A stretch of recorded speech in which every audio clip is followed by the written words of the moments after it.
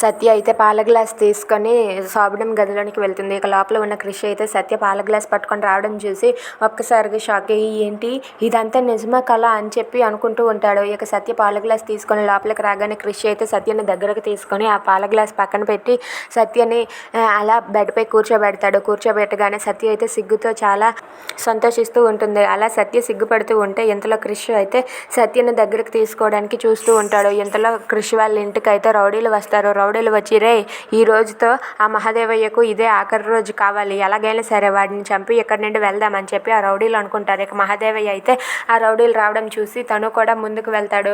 ఇక సత్య క్రిష్ వాళ్ళిద్దరూ కూడా లోపలైతే ఇద్దరు సిగ్గుపడుతూ ఉంటారు. ఇక సత్యపై క్రిష్ చేయి వేస్తూ ఉంటే సత్య అయితే తప్పించుకొని అలా రూమ్ చుట్టూ పరుగులెడుతూ ఉంటారు. అలా వాళ్ళిద్దరూ కూడా అలా ఆడుకుంటూ ఉంటారు. ఇక లాస్ట్కి సత్య క్రిష్కి దొరికిపోతుంది. ఇక సత్య క్రిష్కి దొరికిపోయాక సత్యని క్రిష్ అయితే ముద్దు పెట్టుకోబోతూ ఉంటాడు. అలా ముద్దు పెట్టుకోబోతూ ఉంటే సత్య అయితే సిగ్గుపడుతూ కళ్ళు మూసుకుంటుంది.